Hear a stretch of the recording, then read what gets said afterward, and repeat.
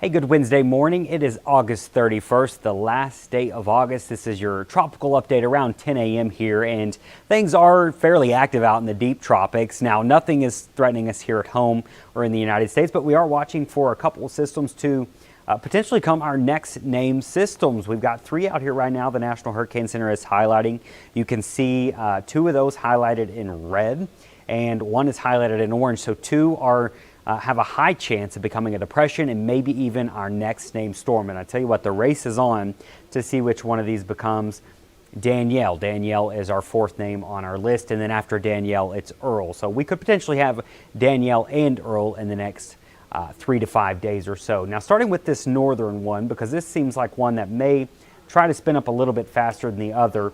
It's Invest 93, and what this is, it's an area of low pressure that's developed on an old frontal boundary and still somewhat subtropical as it's continuing to organize, but it may eventually transition to tropical, and then some guidance does spin this up into a hurricane. Now, fortunately, this is going to stay out in the Atlantic, and it's really not going to impact anyone at all. It's going to meander out here, but that could become Danielle fairly soon. The other area we're watching is 91, Invest 91. This one is the one we've been tracking for days. It's been struggling quite a bit. It's had dry air and wind shear thanks to an upper level low, but that upper level low has now weakened and backed away. So we don't have as much wind shear now, but there is still quite a bit of dry air in the vicinity of this thing. Looking at it this morning, you notice you're getting a healthy burst of storms.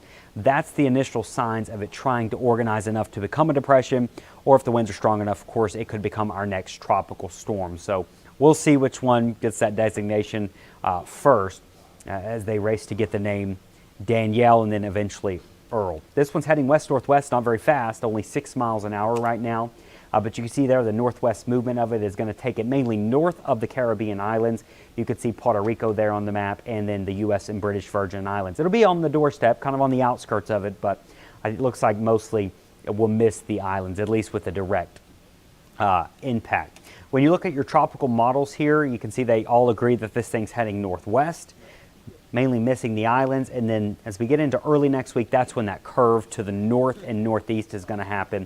It'll take this thing up towards maybe Bermuda or even towards the east of Bermuda.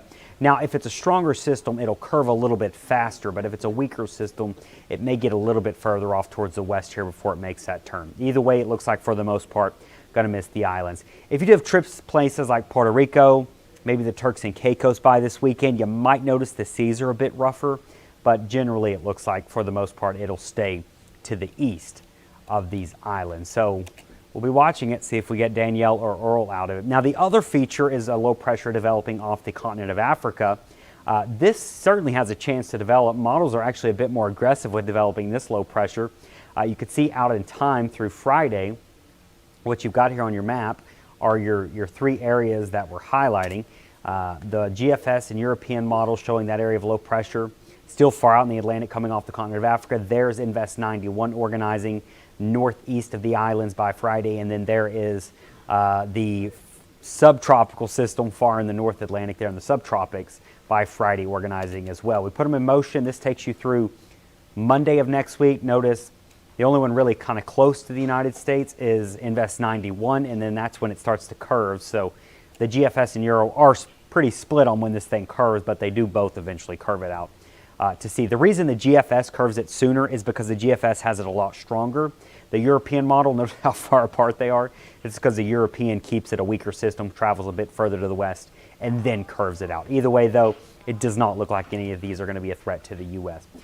We still got quite a bit of hurricane season left ahead of us, of course, but things are looking okay for now for the first several days of August. You can see the next name, Danielle, and then Earl, and the off chance we get Fiona or Gaston in the near term, Fiona and Gaston takes us through the next 4 names at least. But it looks like Danielle and Earl, those could be forming in the next at least 3 to 5 days with Invest 93 and Invest 91. But that's going to do it for your tropical update on August the 31st, winding down the month of August here, heading into September. As you know, September is typically our most active month in hurricane season, and then even in busy seasons, October can remain fairly active. So we take it day by day and take it week by week. But that's going to do it for your Wednesday morning tropical update. Thanks so much for joining me.